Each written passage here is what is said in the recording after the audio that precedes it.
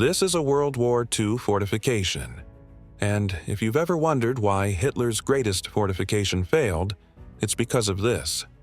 It might not look like much now, but during World War II, this was considered one of the most impressive feats of engineering in the world.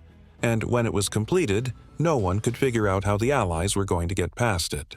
So they named it Hitler's greatest fortification, or as the Germans called it, the Atlantic Wall. But that name didn't last long because within months of its completion, Allied troops had breached the wall and stormed the beaches of Normandy.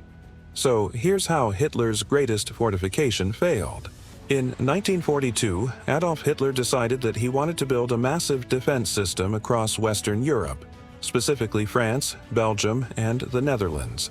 And it would stretch from the Swiss border all the way to the coast of the Atlantic Ocean, hence the name Atlantic Wall. Its purpose was to prevent any sort of invasion of Western Europe by the Allies, which at that point were only getting more powerful by the day.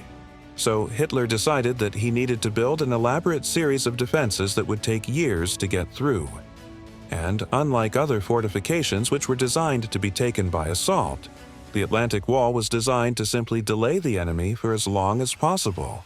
In fact, Hitler believed that the Atlantic Wall would not be taken at all, and that one day he'd be able to use it to launch his own invasion of mainland Europe. So construction began on what would become one of the largest building projects in history. Entire towns were leveled, and workers from all over Nazi-occupied Europe were brought in to construct the wall. Some were forced laborers working under the threat of execution, while others were actual German soldiers who were pulled off the front lines and told to pick up a shovel. By 1943, the entire French coastline was protected by a series of concrete fortifications, some of which were as tall as buildings. And in total, there were over 15,000 of these pillboxes constructed along the coast of France alone. In addition, there were also hundreds of bunkers, submarine pens, coastal artillery batteries, and even aircraft factories built into the cliffs themselves. And to top it all off, there were miles upon miles of barbed wire, anti-tank obstacles, and minefields. In fact, the entire Atlantic Wall was covered with mines. There were naval mines in the water, anti-submarine mines in the beaches, and even land mines hidden under the sand. All of this was designed to make any sort of amphibious assault nearly impossible. The Germans even went so far as to construct artificial islands just offshore from the French coast in an attempt to protect against naval gunfire. It was such an impressive feat of engineering that when it was completed, even the Germans themselves believed that it would never be taken. But they were wrong. On June 6, 1944, Allied troops stormed the beaches of Normandy.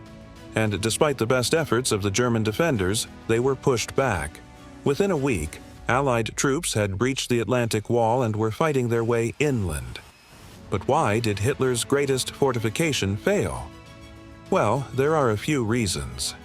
First of all, the Atlantic Wall was designed to keep the Allies out of Western Europe, not to actually stop them. In fact, Hitler believed that the wall wouldn't be taken at all. Secondly, the materials used to construct the wall were often of poor quality. This was because the Germans were using a technique known as béton léger, or light concrete. This type of concrete was much easier to make and therefore saved on valuable resources that could be used for the war effort elsewhere. However, it was nowhere near as strong as regular concrete.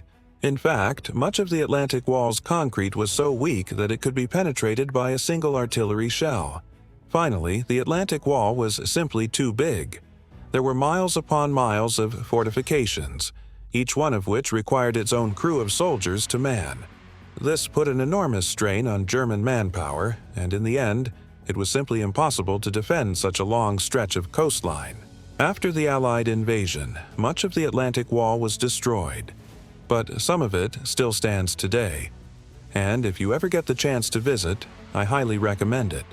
It's a truly amazing place and a sobering reminder of one of the worst conflicts in human history. Thank you so much for watching, and I hope you learned something new.